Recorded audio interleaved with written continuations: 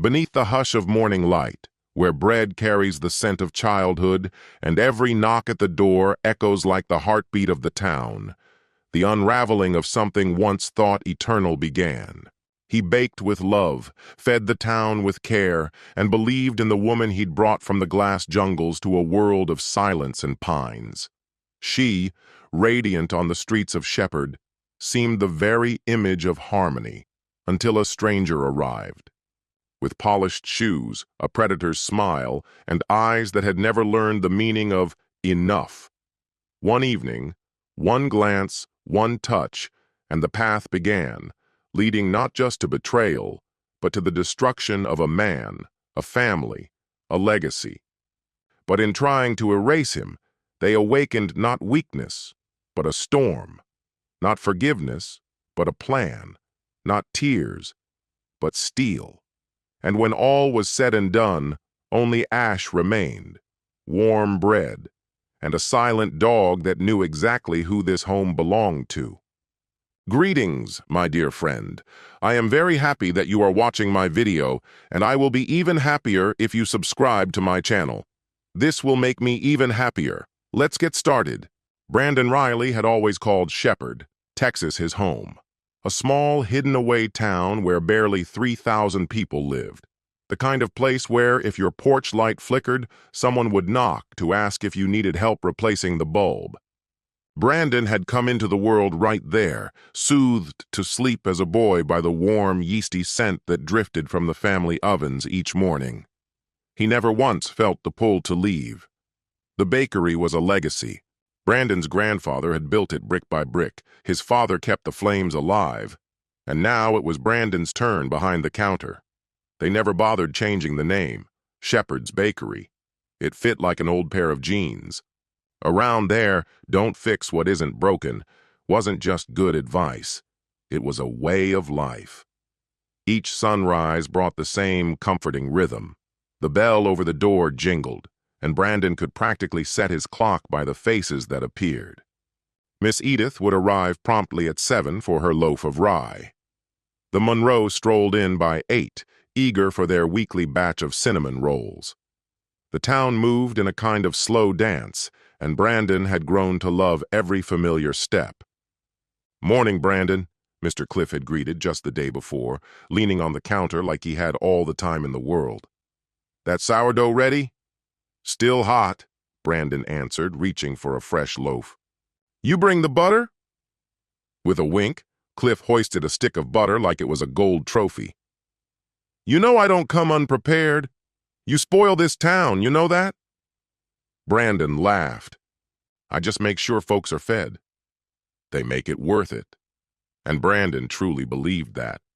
Baking gave him a sense of calm. There was a rhythm to it. You measured, you kneaded, you waited. With care and patience, you always ended up with something that mattered. He often compared it to marriage. His wife, Kendra, hadn't grown up in Shepherd. She was born and bred in the heart of New York City, a skyscraper soul through and through. They'd crossed paths during one of Brandon's trips to visit a cousin in Queens. He could still recall her amused smile as she pointed at his scuffed-up boots. "Do people seriously wear these?" she teased, nudging them with the tip of her shoe like they might be contagious. "They're better than sneakers on a gravel road," he'd replied. She didn't quite believe him, but she was intrigued. That was nearly a quarter century ago. 4 years of long-distance phone calls later, they tied the knot, and eventually he talked her into trading the subway for slow mornings and tall pine trees. The transition wasn't easy. The town's pace, its small talk, the quiet nights, it was all strange to her. But Kendra wasn't one to be easily rattled. She didn't just fit in, she flourished. Before long, she had a tight-knit group of friends and was a regular at the neighborhood cookouts. Her charisma was a blend of southern charm and big-city confidence, a style only she could pull off. People in town adored her. One evening, as the sun dipped low, Derek's wife leaned across the porch rail, iced tea in hand, and said, "Your wife's got a way of making Target look like a boutique on Fifth Avenue." "She's from New York," Brandon said proudly. "She's got something special," the woman replied. Every woman in town wants her closet. Brandon was used to it. Nothing stayed secret in Shepherd. So when Raymond Foster turned up one unusually quiet Sunday morning, he was impossible to ignore.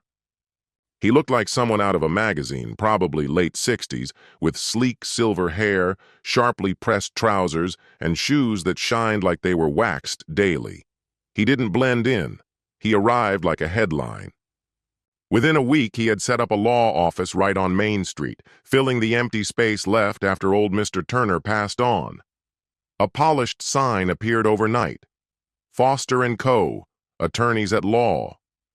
The first time Raymond wandered into the bakery, Brandon was elbows deep in dough.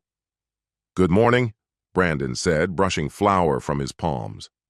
Raymond didn't answer right away. He scanned the room with the cool gaze of someone appraising a museum piece. His lip curled ever so slightly. "This the only bakery in town?" Brandon met his eye.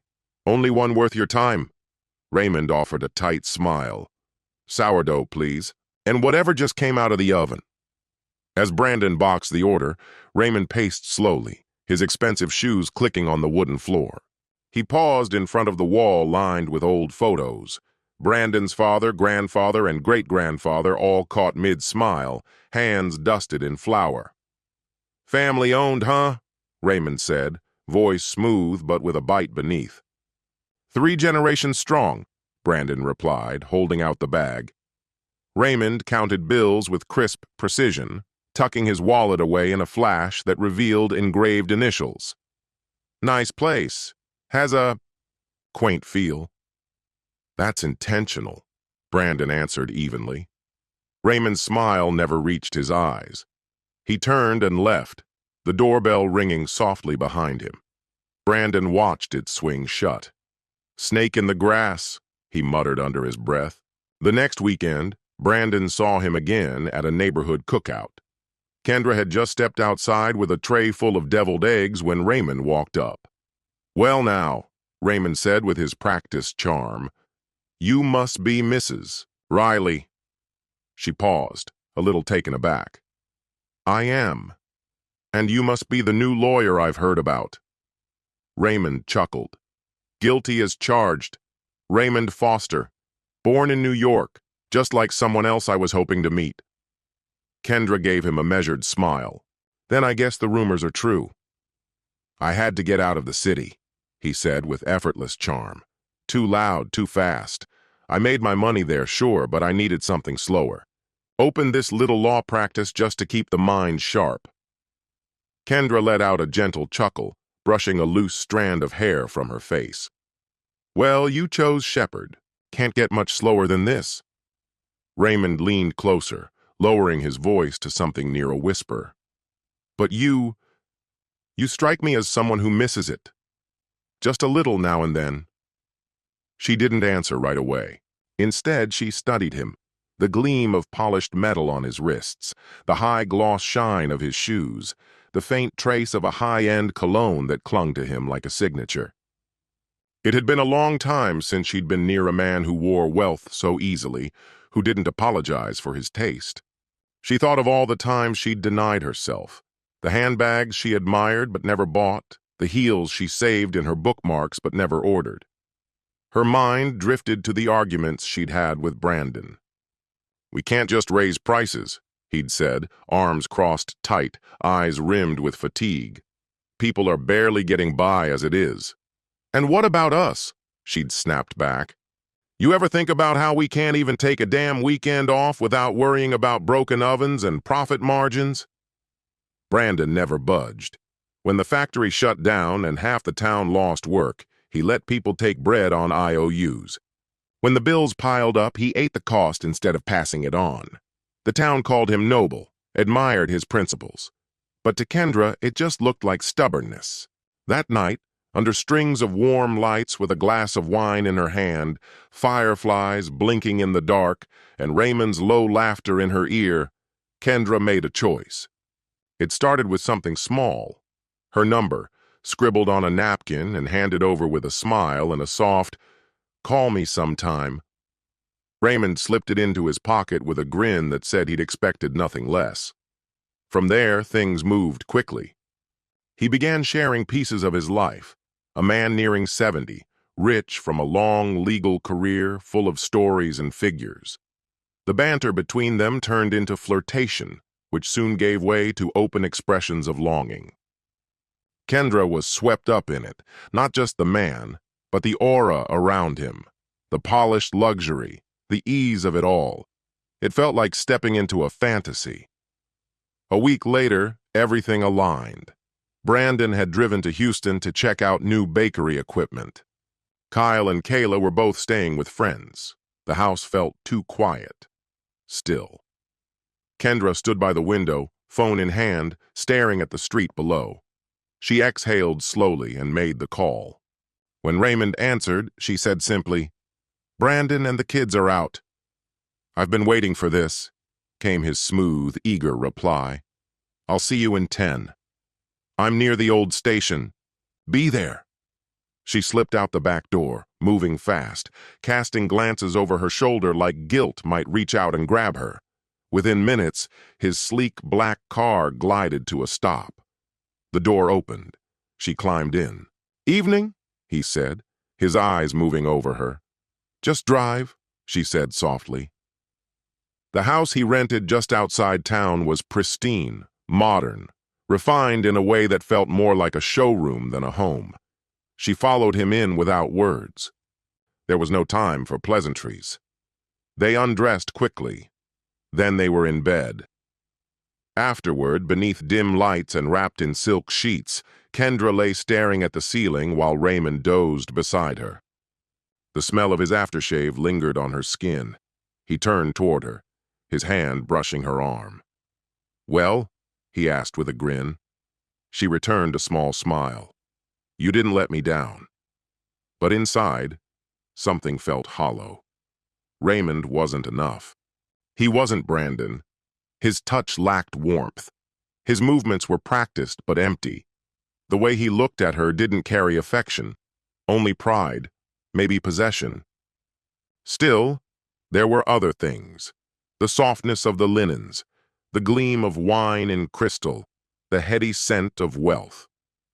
Brandon could never offer any of it. And so she came back. Again and again.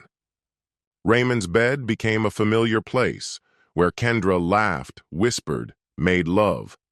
But more than that, she performed. Everything she gave him was calculated to feed his ego, to make him feel powerful.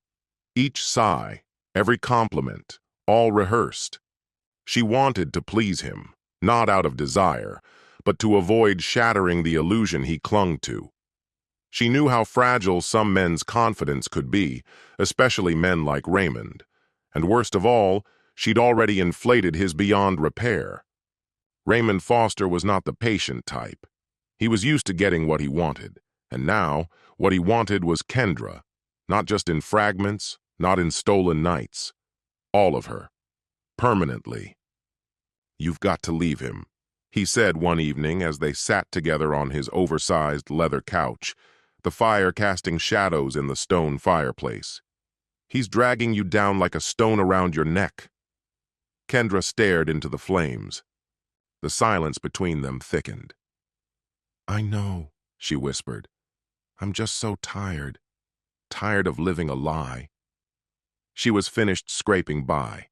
Finished playing the loyal wife in a town too small to hold ambition. But in this place, he was untouchable. Their local hero. To them, she would be the villain. Raymond turned to her, gave her hand a fleeting squeeze, then let it fall away. "Let them gossip," he said. "We're not here to win popularity contests." She drew her hand back gently. "You picked this town, remember? You laid the foundation for your life here." "If I walk away now, they'll come for both of us," she warned. Raymond's jaw tightened. "Then we play it smart. We control the narrative." That's when a shift happened in Kendra's expression. Something cold and firm took root behind her eyes. "Fine," she said, her tone flat. "If they need a villain, I'll give them one." All the while, Brandon was clueless. He still brought home buttery croissants from the bakery on Main, still kissed Kendra's forehead as she poured his coffee, acting like nothing had changed at all. He still thought she was the woman who'd followed him out of the chaos of New York to the sleepy streets of Shepherd. But Kendra had seen it for what it was. Brandon would never abandon his children or his bakery. The man was fueled by pride and conviction. He'd stand his ground. "He won't give up the kids," she told Raymond. "And the bakery? It's been in his family forever. Legally, it's not even part of our joint assets." Raymond's eyes narrowed, focus sharpening. "Then we make sure he loses it all," he said. "We tear him apart." She nearly recoiled at the thought. "You want to destroy him?" His tone didn't waver. "We bury him in allegations, paint him as violent, unhinged, loud in public. This town lives for scandal, and I know how to deliver one." Kendra didn't say a word, just stared at him. "You think it'll work?" she asked quietly. "It will," Raymond replied. "We go after his pride, his reputation, his legacy, hit him where it hurts." They'd make the town turn its back on him, pressure him until a settlement looked like mercy. It was ruthless, precise. Raymond thought it was poetic. Kendra lifted her wine glass. "To Brandon's downfall." But fate rarely follows the script. 3 days later, Brandon Riley was returning from Houston, the familiar curves of the road into Shepherd wrapping around him like a warm blanket, until red and blue lights cut through the calm. Just a few streets from his home, a patrol car pulled across his lane. He hit the brakes, confused, until he saw Officer Mark Dalton step into view. They'd grown up together, fishing the creek in summer, tossing baseballs behind the schoolhouse. Mark looked uncomfortable as he approached Brandon's window. "Mark?" Brandon asked, rolling it down. "What's going on?" Mark sighed and pulled a thick envelope from under his arm. "Brandon, I hate to be the one to do this." "What is it?" Brandon took the envelope. "You've been served," Mark said softly. "Restraining order, divorce papers." Brandon opened the bundle, disbelief hardening into confusion. "What the hell is this?" he muttered. "Kendra's made a statement," Mark said. "She claims you hit her." Brandon's eyes shot up, fury igniting. "That's a lie, and you know it." "I know," Mark said, voice low. "But I don't make the calls. I just deliver them." Brandon's hands trembled as he gripped the papers. "She really filed a restraining order?" "She says she's afraid of you," Mark replied, avoiding his gaze. "You can't go near your house or the bakery." Brandon sat there, stunned and silent. "For what it's worth," Mark added, barely audible, "I don't buy any of it. But the system doesn't care. One wrong move and they'll crush you." Brandon folded the documents, set them on the passenger seat. "You got a couch?" he asked. Mark gave a quiet nod. "If you need it, yeah, for tonight." "Thanks," Brandon said after a breath, "but I'll figure it out." He watched Mark drive away, then picked up his phone. After a pause, he made a three-way call. Kyle answered first. "Hey, Dad, what's going on?" Kayla joined the line seconds later, cheerful. Brandon kept his voice level. "Your mom just served me. Divorce. Said I hurt her." There was a pause, thick and stunned. Then Kyle's voice cracked open. "She said that?" Kayla shouted. "That's a lie. That never happened." Brandon didn't answer. He didn't have to. "She's making it all up," Brandon said, his voice flat and unwavering. "I never laid a hand on her." "She's going to pay for this," Kyle growled, barely able to contain the fury tightening his throat. "Don't lose control," Brandon cautioned, his voice sharp with warning. "I'm dead serious," Kyle said, his jaw clenched. "I'm livid. You should be too. But blowing up won't solve anything." "She crossed a line, Dad," Kyle muttered, bitterness lacing every word. "She may have picked the wrong family to mess with," Kayla added, her breath catching in her chest. "We'll handle it," Brandon replied, though the strain in his voice betrayed him. Head back home and keep your emotions in check." Their father's words hung in the air as the call ended, the siblings already moving, hearts pounding, blood boiling with righteous anger. What Raymond and Kendra failed to predict was now set in motion, the volatile clash of lies and loyalty, and a father barely holding his composure as betrayal tightened its grip around him. When Kyle and Kayla arrived at the house, the front door hung partially open. Laughter floated out, accompanied by the gentle clink of wine glasses. Inside, their mother, Kendra, lounged on the living room sofa, legs crossed elegantly, a half-finished glass of red wine resting in one hand. Opposite her sat Raymond, the top buttons of his shirt undone, a smug, calculated smile tugging at his lips. Kayla's eyes narrowed as she stepped forward, fists clenched at her sides. "Who the hell is that?" she hissed under her breath. Kyle reached out and stopped her. "Hold on," he whispered. "Not like this." Together they entered the room. Kendra looked up, caught off guard for a moment before quickly regaining her composure. Raymond gave a measured smile, his expression unreadable. "And this is?"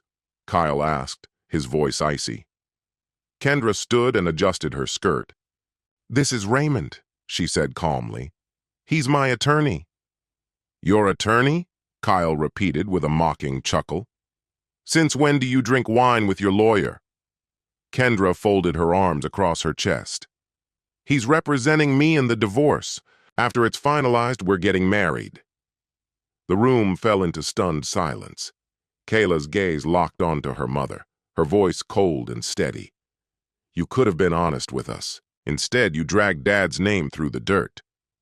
Kendra looked away, offering no response. "Accusing him of abuse? Filing false reports?" Kayla took a step closer, her disgust plain. "Even for you, that's low." Raymond shifted uncomfortably, but Kendra straightened her spine and lifted her chin. "Raymond is an honorable man. He's promised to look after me, after us. He said he'd treat you both like his own kids." Kayla laughed bitterly, sharp and humorless. "Is that what this is about? A price tag?" Kendra's eyes darkened with anger. Kayla leaned in, sneering. "You know what people call women who trade affection for financial comfort?" With a loud crack, Kendra slammed her wine glass onto the coffee table. "Watch your mouth. I won't be spoken to like that." Kyle moved between them, his voice low and taut with restrained fury. "You really believe we'd ever choose you over Dad? You expect us to just smile and accept him as part of our family?" He glanced at Raymond before turning his back to his mother. "You made your decision. Now live with what comes next. That's all there is." Raymond didn't leave that night. It was a deliberate decision on Kendra's part, her way of making it crystal clear to her children that this was their new normal. Raymond had advised her to stay in the house, a calculated tactic to secure leverage over the property in the divorce proceedings. Kyle and Kayla never acknowledged him, not once. They retreated to their rooms in silence, simmering with rage, jaws tight, fists clenched. Every footstep from upstairs, every creak of the bed was a fresh wound. Their mother had brought a stranger into the home their father built, into the very bed he'd only just been forced to leave. "This isn't just wrong," Kayla muttered, pacing in the dark. "It's a declaration." Kyle nodded grimly. "She's gone too far." They called their father. "I'm done," Kyle said, his voice trembling with fury. "He's in your bed, with her." Brandon didn't speak for a moment. When he did, his tone was quiet but resolute. "Stay in the house," he said. "I've sent backup." "Backup?" Kayla asked, brows furrowing. "You'll understand soon," Brandon said. "Just trust me." The next morning, the doorbell rang early. Kyle opened it to see two familiar figures, George and Linda, their maternal grandparents. They hadn't called ahead. Both stood silently, expressions hard. "Grandpa?" Kyle asked, confused. "We're here," George said simply. "She's still upstairs," Kayla said coldly. "With him." In Dad's bed. George gave no reply. He just nodded once and stepped into the house. Linda followed behind him, and then they waited. The bedroom door eased open with a groan. Kendra stepped out, wrapped in a satin nightdress, her hair tousled and tangled with sleep. She stopped dead when she saw her parents in the living room. Her face lost all color. "Mom, Dad," she whispered, her voice unsteady. George didn't speak. His eyes flicked over her, unreadable and brimming with something darker than anger. He turned away, as if looking at her physically pained him. Linda stood slowly, approached her daughter, and, without hesitation, delivered a slap that cracked through the silence. Kendra staggered, too shocked to respond. Linda's voice trembled as she spoke. "I'm taking the children," she said, eyes cold and focused. Kendra lifted a trembling hand. "Please, Mom." "No." Linda's voice was steel. "After what you did to Brandon, we're done. There's no coming back from that." She cast a quick glance toward George, who hadn't moved. "You better figure out where you'll run," she murmured, low and cutting. "Your father's not furious, Kendra." George finally looked at her, eyes locking with hers. "He's ashamed." He rose deliberately, each movement slow and exact. The silence thickened around them. Without a word, he began walking toward Kendra's room. She instinctively stepped in front of him. "Dad, don't do this, please." His stare stopped her. It didn't shout, it didn't threaten, but it silenced her completely. A tide of old memories surged into her mind.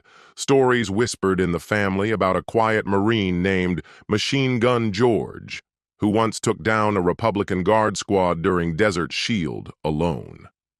This wasn't just her father. He was the legend people warned about. Linda followed, close and unrelenting. Kendra hesitated, and Linda struck her again, harder this time, leaving no room for defiance. "Out of the way," she said, shoving Kendra aside. George reached the door, turned the knob, and entered. Nothing more was said. Raymond lay half-dressed in the bed, dazed and confused.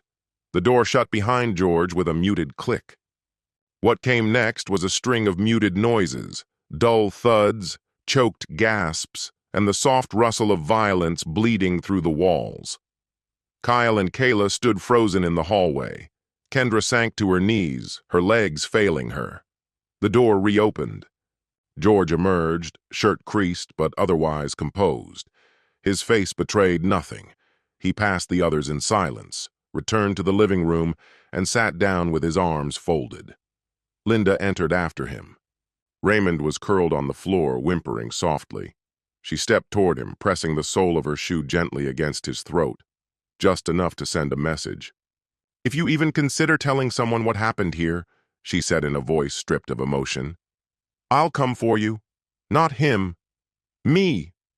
She leaned closer, pressure increasing. "And believe me," she added, calm and cold, "he's the merciful one. I'm not." Raymond let out a muffled whimper. "Do you understand?" she asked. He nodded quickly, panic burning in his eyes. Only then did she lift her foot and step back. George was already at the kitchen table, still silent. Linda joined him without a word. After a moment, George raised his hand slightly and gestured toward the children. "Go pack," he said. The words were soft, but final. Kyle and Kayla didn't ask anything. They turned and disappeared into their rooms. Kendra stayed where she was, collapsed on the floor, tears streaking her cheeks. No one so much as looked at her. 15 minutes passed. Kyle and Kayla returned with packed bags, standing by the door without a word. George stood, looking down at his daughter, who hadn't moved an inch. Her eyes were hollow, staring into nothing. He paused, then spat on the carpet beside her. "You didn't just betray him," he said in a low voice. "You betrayed me." Kendra's sobs grew quieter, but his face stayed hard. "I could have ended this right here," he said, "but he asked me not to." A small shake of his head. You shattered a good man, and you dragged two innocent kids through the dirt. He walked to the front door. May God have mercy on you. And with that, he stepped out. Linda followed, silent. Kyle and Kayla trailed behind, their expressions stone cold. The door clicked shut. For the rest of the day, Kendra wandered through the house like a ghost. She moved without sound, tending to Raymond's wounds with shaking hands. She dabbed blood from his lip, held ice to the eye already swelling, and avoided the purple bruises along his ribs. When she finally picked up the phone and dialed 911, the dispatcher on the other end barely reacted. There was a highway accident, the voice said flatly. Every unit was occupied. Promises had been made, but no one showed. The sun had vanished hours ago. Raymond lay beside her in their shared bed, flinching with every slight shift. Tonight would bring no closeness, not from affection, not from rage. Only the numbing throb of pain and unspoken wounds. Brandon wasn't a man prone to violence, but inaction didn't sit well with him either. The following morning, Kendra sat on the edge of the bed. A muted glow filtered through the curtains. She inhaled deeply. A clean slate, she thought. Maybe the kids will come around. She picked up her phone and dialed Kayla. No answer. She tried Kyle. Still nothing. The screen glowed in her hand as her thumb hovered uncertainly, unsure of who to call next. Another attempt. Silence again. Carefully, with quiet steps, Kendra left the house and made her way to the local grocery. Though the sun beamed overhead, the air held a bite that didn't match the brightness. As she neared the store, the familiar chime at the entrance didn't sound. Instead, Mr. Halvorsen emerged from behind the counter and positioned himself firmly in front of the door, arms crossed. Her steps slowed, confusion flickering across her face. "Good morning, Mr. Halvorsen," she said, trying to keep her voice even. He offered no reply. His gaze sharpened, scanning her with open hostility. Then, without a word, he spat at the ground in front of her. "You're not welcome here, Kendra the traitor," he hissed, each word dripping with bitterness. "Leave." Her mouth fell slightly open in stunned disbelief. Her heartbeat pounded in her chest, breath caught in her throat. Without a word, head bowed, she turned and walked away. The path home felt endless, each step weighted with humiliation. When she finally stepped inside, Raymond was on the couch, sifting through a pile of legal documents. He glanced up, annoyance in his voice. "I told you not to go out. I just needed to pick up a couple things," she replied quietly. "Don't," he said curtly, eyes already back on the paperwork. "Stay in. I'm working on your housing paperwork. It's not a simple claim. The property's not considered communal, but I've seen more complicated cases." Kendra didn't answer. She only nodded, arms clenched tightly around her body. But as the afternoon wore on, Raymond seemed to shift his thinking. "Go pack," he said suddenly, rising.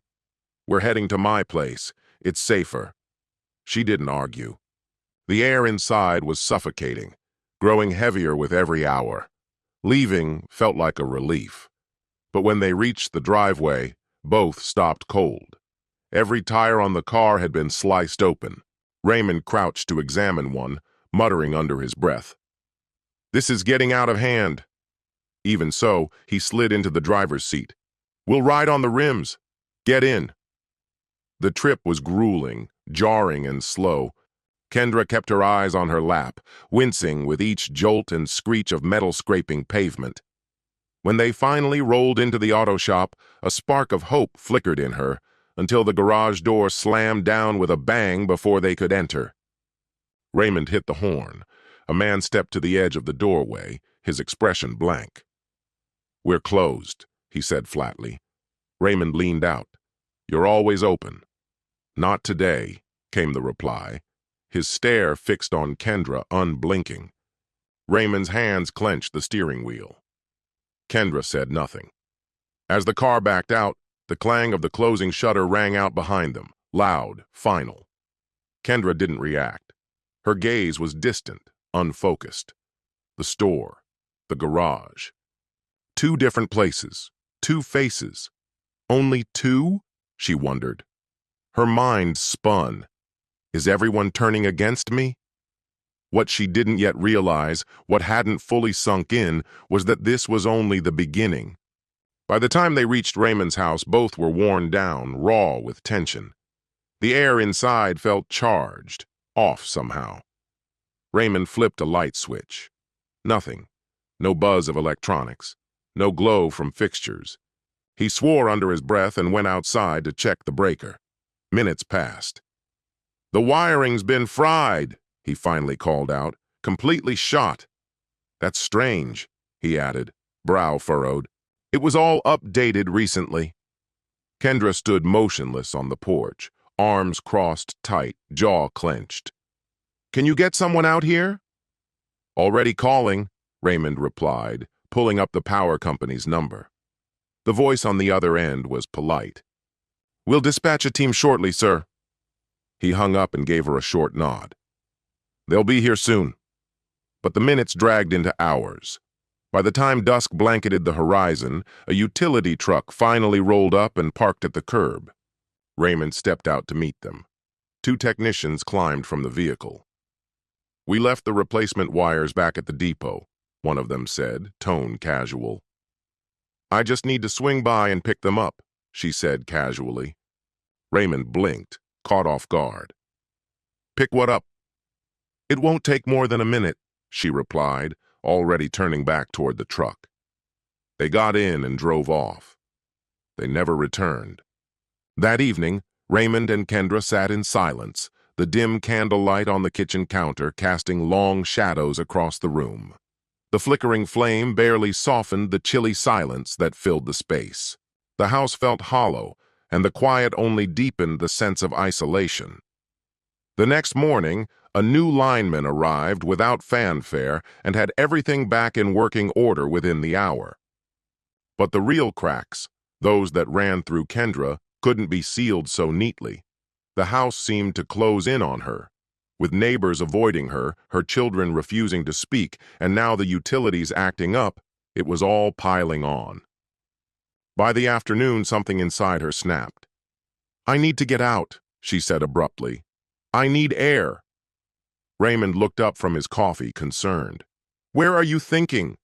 She hesitated, then a spark lit her expression. "Megan's. It's barbecue night." He raised an eyebrow. "Is that really a good idea?" Kendra's mouth tightened. "She's my best friend. She'll understand." Then with steel in her voice, she added, "And besides..." She glanced down at her clothes, walking purposefully toward the closet. "I'm done hiding. People need to see I'm not ashamed." She pulled out the floral dress Brandon used to say brought out her eyes and put it on with quiet certainty. She fixed her hair, applied just enough makeup to restore some glow, and stepped out of the bathroom composed and determined. Raymond was waiting by the door. Kendra linked her arm through his. "Let's go." Tonight wasn't just another evening. It was her declaration. With Raymond, who brought financial security and a calm she hadn't known with Brandon, she saw this as her fresh start. They arrived at Megan's just as the golden hour light bathed the backyard. Laughter and chatter filled the air, the scent of grilled meat lingering warmly. Raymond stepped out and circled the truck to open Kendra's door. As she emerged, the conversation ceased. Laughter died mid-breath. Faces turned toward her, eyes narrowing. "Better hope the tires are left alone this time," Raymond muttered. "Took 5 hours to deal with that last mess." Kendra chuckled softly and held onto his arm a bit tighter, her posture proud, her dress swaying like it was made for the spotlight. This was her re-entry. The past week had battered her, but tonight she would own her place again. She smiled widely as Megan appeared on the porch. "Megan," she called out with bright warmth, "I brought someone. This is Raymond." She motioned toward him with a flourish. Raymond offered a polite nod, a mild smile on his face. But Megan didn't move. Her eyes sharpened, her jaw clenched. She took Kendra in, head to toe, then turned and spit near her feet. "Get off my property before I let the dog tear you apart, you slut!" Kendra froze. Her heart pounded. She flicked her gaze toward the side yard. Bouncer. The enormous Burr Bull who once adored Brandon and wouldn't hesitate to defend him. Only Brandon could safely scratch that dog's belly. Anyone else was taking a risk. She instinctively took 2 steps back. Megan stood her ground, voice now ice. "You know what women like you are called?" she sneered. "A whore." The word hit hard. Kendra didn't wait for more. She spun on her heel and ran for the truck, sandals slapping against the pavement, her dress flying behind her. Raymond hadn't even gotten back in yet. "You'll be hearing from my lawyer," he shouted over his shoulder. Megan didn't flinch. She tilted her head and whistled. "Bouncer! Come on, boy! Dinner's here!" A thunderous bark erupted from the yard. The gate burst open as the dog charged, pure muscle and fury heading straight for Raymond. The sound alone sent him stumbling backward in a panic. He dove into the driver's seat and slammed the door, not even glancing back for Kendra. She barely managed to reach the truck and yank the door shut before they sped off. Behind them, Megan coolly closed her door. The backyard, momentarily paused, resumed its rhythm. Laughter bubbled back up, music continued, and life went on. Under a tree, Brandon lounged in a folding chair. Bouncer, now calm, stretched out beside him, tail thumping as Brandon rubbed his belly. Megan approached with her arms folded, watching the scene. "She made her choice," she said quietly, eyes never leaving the dog. "And we'll make sure she remembers it." 3 days went by. Everywhere Kendra went, she felt it. The judgment, the rejection, the invisible wall the town had built around her. People turned their backs. Doors didn't just close, they slammed. Even the friendly clerk at the grocery store, once chatty and kind, refused to check her out. Arms crossed, expression blank, he stood unmoved as she stood in line, feeling smaller and more invisible by the second. "We're out of stock," the man said coldly when she asked for bread, even though the shelves behind him were obviously full. At the cosmetics counter, she reached for a lipstick, only for a sales associate to mutter, "That color doesn't suit you anymore," before turning on her heel and walking away. Feeling hollow and desperate to reclaim a sense of control, Kendra stepped into a nearby salon. The receptionist greeted her with a mechanical smile. "I need a change," Kendra said, forcing her lips into something resembling happiness. "I'm thinking blonde. Raymond prefers blondes." The stylist gave a practiced nod and waved her toward the chair. "Sure thing," she said gently, fastening the cape around Kendra's shoulders. But as the chemicals soaked in, a sharp sting spread across Kendra's scalp. "Is it supposed to burn this bad?" she asked, her voice uncertain. "It's part of the process," the stylist replied, her tone devoid of sympathy. When the bleaching was done, a harsh scent lingered in the air, acrid and unmistakably wrong. Hair broke away in brittle chunks, catching in the stylist's fingers. Staring into the mirror, Kendra saw a patch of bare scalp glaring back at her. Panic rose in her chest. "Can you fix this?" she asked in a near whisper. The stylist's smile was small, pointed. "We'll trim it up. Something modern, no charge." Kendra didn't need to be told. It was deliberate. That smug curve of the woman's lips said everything. That night, Kendra sat slouched on Raymond's couch, cradling a half-empty wine glass, the bottle within reach. Her choppy haircut framed her drained expression like a cruel joke. Her words stumbled out in fragments, veering between too loud and too quiet. Raymond sat nearby, absorbing the chaos. "I got to the office and found pigs, actual pigs, in there," he said suddenly, frustration snapping through his voice. "They tore up everything, chewed through chairs, pulled trash all over the place. And then my assistant quit, just left. I've already called a recruiter." I don't even know how to handle this anymore. He rubbed his face, exhausted. Maybe I was wrong to blame Brandon. I didn't think it would get this out of hand. Kendra's eyes narrowed, her expression sharp. You never think things through. And if we're being honest, I've been pretending, every single time. You're not even close to Brandon in bed. Raymond's body went rigid. You faked it? He said, stunned. That's a cruel thing to admit. And you're no innocent, she snapped. You chased after someone married. Don't forget. It was you who gave me your number. You started this. You saw someone with money and pounced. That sparkle in your eye? That wasn't love. You're just draining me dry, Raymond growled. That's all you ever wanted. Heat surged through Kendra. She slapped him hard, then stormed out. Raymond followed. Kendra, wait. Don't go like this. Let's just talk. Please, he called. She paused at the doorway, her back to him. Slowly, she turned around, their eyes locked.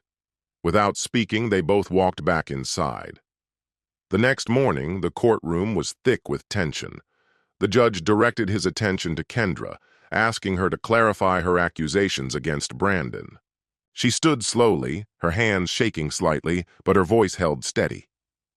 Brandon was verbally abusive, she said, emotion lining every word. Immediately, Kayla and Kyle stood up. That's not true, Kayla stated clearly. Our dad's a good person. Kyle agreed. He's never acted like that. She's making it up. The judge leaned forward, listening intently as they continued. They spoke of Brandon's gentle nature and revealed Kendra's affair with Raymond, accusing her of trying to ruin their father out of spite. After reviewing their testimonies, the judge postponed the decision, setting a new date for the case. In the meantime, he lifted the restraining order, allowing Brandon to return to his bakery. Outside, Kendra exploded. She stormed toward Kayla and Kyle, her face twisted with rage. You're both worthless, she screamed, each syllable sharp as a blade. Brandon stood a few feet away. Police officers were close by, watching him carefully. One officer stepped forward. Brandon, return to your vehicle. We've got this. Brandon didn't protest. He turned and walked away, casting one last glance at his kids. His face was a mix of sorrow and helplessness as Kendra's voice echoed behind him. The officers positioned themselves between Kendra and the siblings. Back up, both of you, one ordered. Let's not make this worse. The tension hung like a storm cloud. Moments later, a car pulled up to the curb. George sat behind the wheel, silently opening the door. Kayla and Kyle climbed in quickly, eyes forward, eager to leave the turmoil behind. George steered the car away from the courthouse, his children silent in the back seat, the road ahead pulling them beyond the city limits. That evening, the home sat still and breathless. Kendra and Raymond remained frozen in place, their bodies rigid as silence draped the room. A battered lamp flickered dimly in the corner, casting jagged shadows that stretched like claws across the peeling walls. Kendra's eyes, swollen and wild, locked onto Raymond's with a look that burned. He can't stay, she said, her voice fractured and uneven. Brandon has to vanish. Raymond stared at her, disbelief creeping in. What are you saying, Kendra? I'm done being the joke, she snapped. This town sneers at me, at us, everything we once were, and it's because of him. I want him to suffer. Her voice was brittle, ready to shatter. Raymond tried to soothe her, his tone low and steady. You're not in your right mind. We need sleep. We'll talk when the sun's up. There won't be a sunrise, she barked, bolting upright. Not for Brandon. I'll end it tonight. And then I'm gone. No more being their punchline. Kendra, please, you're scaring me. I don't care, she whispered, voice laced with venom. You're going to help. You owe me that much. Against his will, she dragged Raymond into the storm she'd conjured. They drove through streets wrapped in silence, bathed in the cold glow of street lamps. Kendra cradled a loaded pistol in her lap, her voice barely audible. He always shows early. 4 a.m. sharp, always. Raymond sat rigid, pulse racing, eyes darting through the darkness. "We still have time. We can stop this." But she was already outside. "Too late," she said. They walked in tense silence toward the bakery. The air was thick, as if the world itself held its breath. Behind the building, bathed in the faint glow of a distant light, Brandon appeared. Just a silhouette. Before either of them could make a move, sirens screamed through the air. Red and blue light exploded around them, cutting through the dark like knives. "Put the gun down! Now!" Raymond muttered a curse. Kendra stood frozen, her hand trembling as she held the weapon half raised. "He destroyed everything," she murmured. "Kendra, no!" Raymond cried, lunging toward her. She twisted free, her face pale and twitching with rage. The gun rose. Gunfire ripped through the night, sharp, merciless, final. When the echoes faded, Kendra and Raymond lay still on the pavement, blood pooling beneath them. At 6 a.m., Brandon made his way toward the bakery, arriving later than usual. The sky hung pale and empty above, the streets quiet and indifferent. He moved with routine purpose, already mentally prepping for the day's work. But as he rounded the corner, a police cruiser stood waiting. A female officer stepped toward him. "Brandon," she said gently, her voice calm and deliberate. "She's gone." He stopped mid-step. "Kendra?" She gave a small nod. "We reached out to her parents. They didn't want to come. You were the only contact listed. We didn't want to trouble you." "I'm not claiming the body," he said flatly. She didn't argue. "The church volunteered to handle the arrangements. The service is this afternoon." That day, beneath a sky heavy with gray, the cemetery stood deserted. Brandon was the only one there. He watched in silence as the coffins were lowered into the ground, the grave diggers nodding quietly before leaving him alone. Brandon pulled out his phone and made a call. "It's done," he said. "Transfer went through. 20 grand, just like we discussed."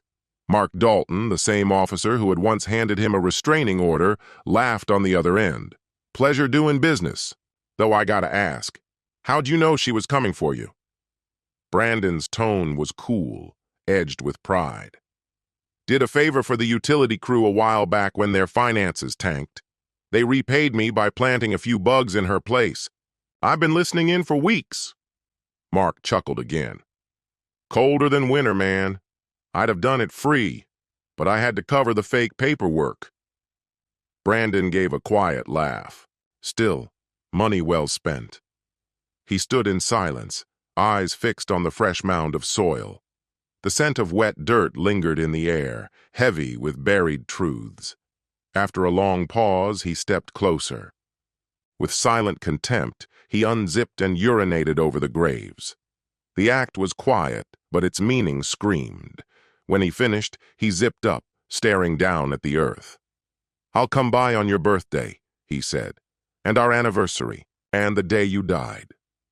Then he turned, hands deep in his coat pockets, and walked away without a single glance back. By dawn, the town had resumed its rhythm. No one spoke of Kendra. No one remembered Raymond. Life continued undisturbed, unfolding in its familiar, unhurried way. At first light, the bakery windows glowed to life, and the ovens rumbled awake, spreading warmth through the lingering dawn frost. The comforting aroma of freshly baked bread curled down the lanes, just as it always did. Locals wandered in and out, trading casual remarks about the biting weather, the steep rise in heating bills, anything but the grief that had quietly arrived the day before. That night, as he always did, Brandon returned home. But something had shifted. The quiet inside seemed to press in more densely than usual, like a weight draped over the walls. He placed his keys on their usual hook near the door, toed off his shoes, and wandered toward the living room window. Outside, the sky was being brushed with deep golds and dusky blues. He gave a quick, piercing whistle that sliced through the stillness. "Come here, boy." From the far reaches of the backyard, a young German shepherd burst into sight, yapping joyfully. His name was Max, still very much a puppy, all oversized ears and a tail that wagged as if powered by a motor. He bounded inside, skidding wildly across the floor in his eagerness to reach Brandon. Then, with a thud, he flopped onto his back, tongue lolling, eyes sparkling with delight. Brandon crouched down, gently rubbing the dog's belly. "You're such a good boy," he murmured. "The best boy." Our story comes to an end here. Share your thoughts in the comments. Thank you for taking the time to watch. If you enjoyed this story, please check out other videos on this channel. See you soon, my dear friend.